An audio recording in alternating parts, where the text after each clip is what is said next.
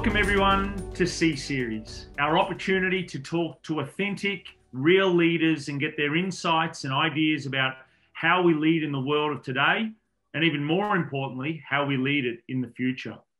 Today, I am just so excited and privileged to be joined by an award-winning businesswoman and one of the most inspiring people I know, who is also a wonderful leader.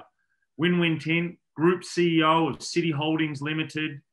Win Win was the founder and CEO of City Mart Holdings from 1996 at the ripe old age of 21 years old.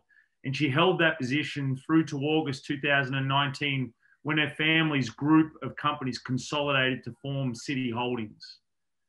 Now, Win Win assumed the management of City Holdings at a time when the company just operated a single supermarket in central Yangon. Despite various challenges, Win Win built the business into a leading modern retail company in Myanmar and expanded into so many other aspects of modern retail trade, including supermarkets, pharmacies, bookstores, baby stores, and even convenience stores and bakeries. And today, incredibly, City Holdings is the holding company for the country's leading consumer business, bringing over 5,000 listed brands to the consumers of Myanmar from retail to distribution. Win Win, it's great to have you on today's podcast, and I look forward to the conversation. Thank you. Thank you, Scott. Thank you for the warm welcome. Yeah, it's my pleasure to be here. Great to have you here. Now, Win Win, before we start, I always try to kick things off a little bit differently with a fun question. I've asked this of other people. Now, you joined the family business at a young age. I'd love to know, and I think our viewers would love to know, what did you want to do when you were growing up? Did you always imagine you would join the family business, or maybe something else? Well, I grew up during the socialist day with very entrepreneurial and resourceful parents. My parents ran a small store in the market. You know, during the socialist time, there were only the markets there. So they ran a store there. So since I was very young age, like maybe probably around 10, I help out my mom in the small stores, and you know, I really enjoyed the time spending time at the store helping my mom. So it offered a wall of fascination to me, and I think probably I have merchant blood since I was born, and I never thought of doing anything else really. Well, congratulations. You're very lucky. I know many of us, you know, work through our careers and try to find what inspires us, but also how we can create value. And you obviously learnt that through the inspiration of your parents from a very young age, and it's obviously taken you to great heights. So maybe let's get on to today's topic, which is leadership through transition. And no doubt, Win Win, over the past few months, many organisations, I would argue most organisations, have had to go through significant disruption, changes and transitions, not only to their business, but initiated by the leadership teams as a result of the challenging environment. Now, your own group of companies consolidated in form City Holdings, bringing together 4 major companies under one brand. And when you do that, more often than not, successful businesses or changes have strong and decisive leaders at the top guiding their organizations through uncertain times. Maybe you could start by giving a brief background as to some of the changes and transitions that you've seen your business go through, but also what's happened in Myanmar and City Holdings over the past 12 months or so. You know, I grew up and I started business in Myanmar. Myanmar has very challenging history. You know, from major political events to like difficult transition between governments and human rights crisis. So, you know, we had experienced military, from military to socialism, back to military, quasi-democracy, and now towards full democracy. So I started my career 24 years ago, and during this 24 years of entrepreneurship journey, we have experienced political system, 4-5 rounds of major economic policy changes, economic sanctions from US, major natural disasters to man-made crisis, and then the latest corona crisis. So I would say, yeah, we have seen, we have transitioned through many crises and many changes. So personally, I have transitioned from a country girl to a merchant and to a retailer and to a CEO of one of the largest companies in the country. And what I am proud of is that, we have successfully introduced the supermarket shopping, which is modern grocery shopping to Myanmar consumers with a focus on meeting the consumer needs, and we became market leader. So that's what I am extremely proud of, and we are also privileged that we are a part of consumer lifestyle change and improvement in Myanmar all these years.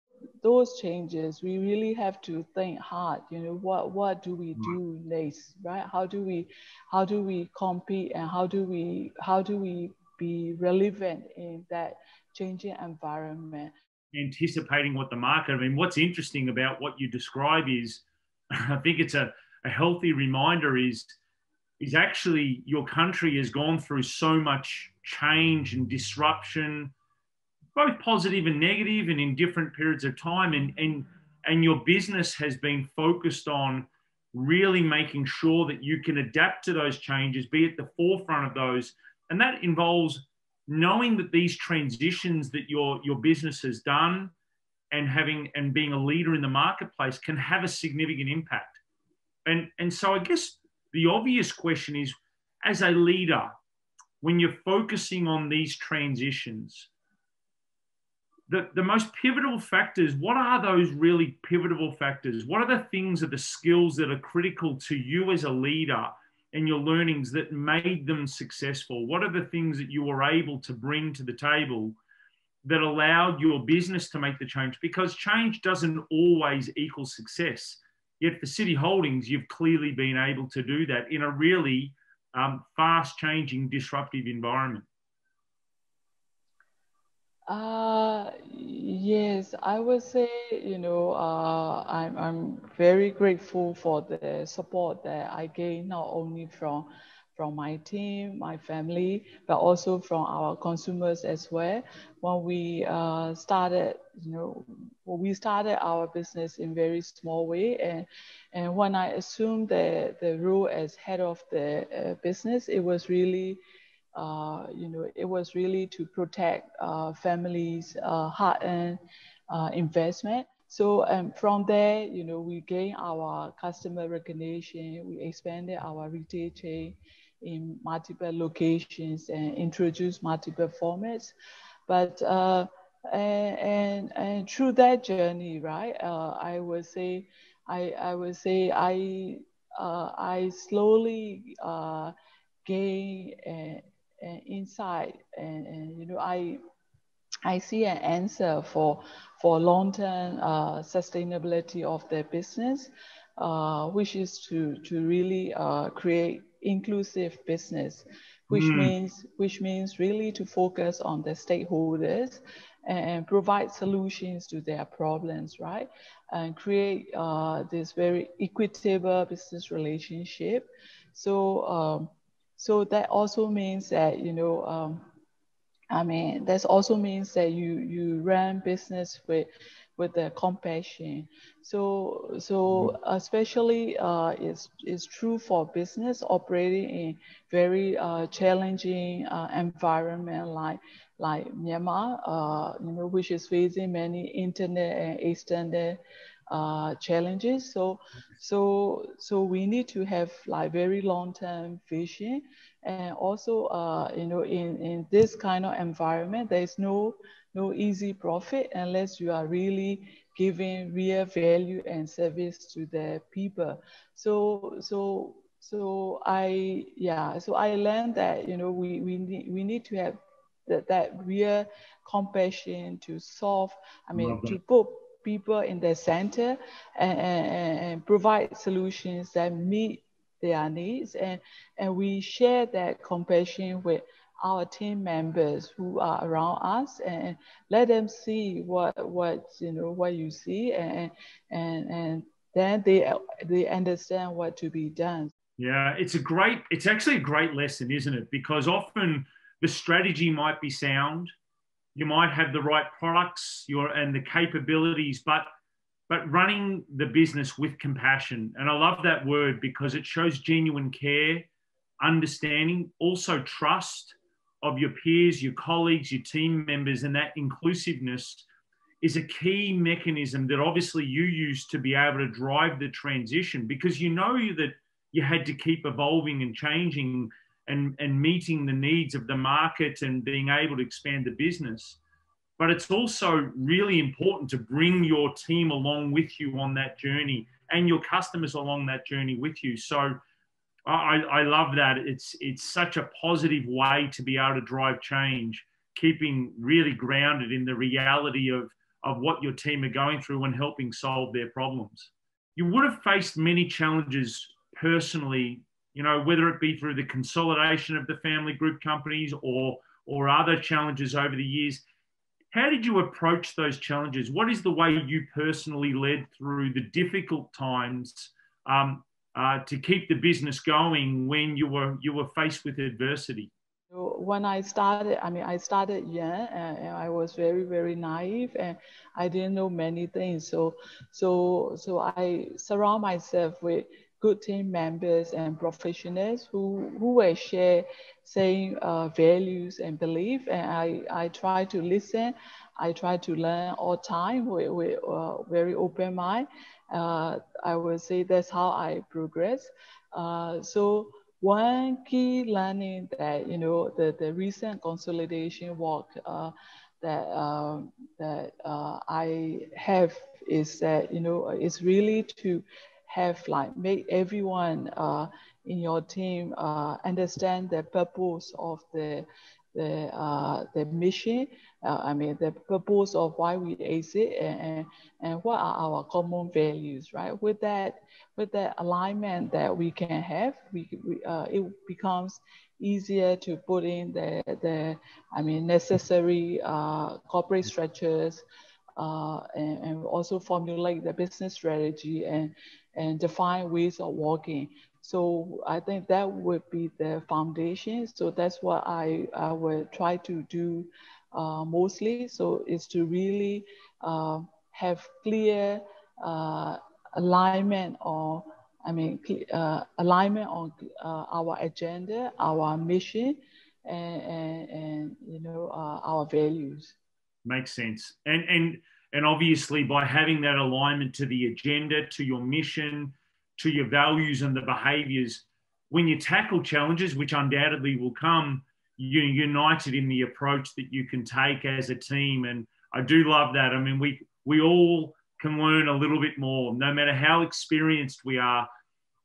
Having the opportunity to listen, to understand different perspectives, and then share those, and then help them build your response to challenges or embrace opportunities makes such a difference.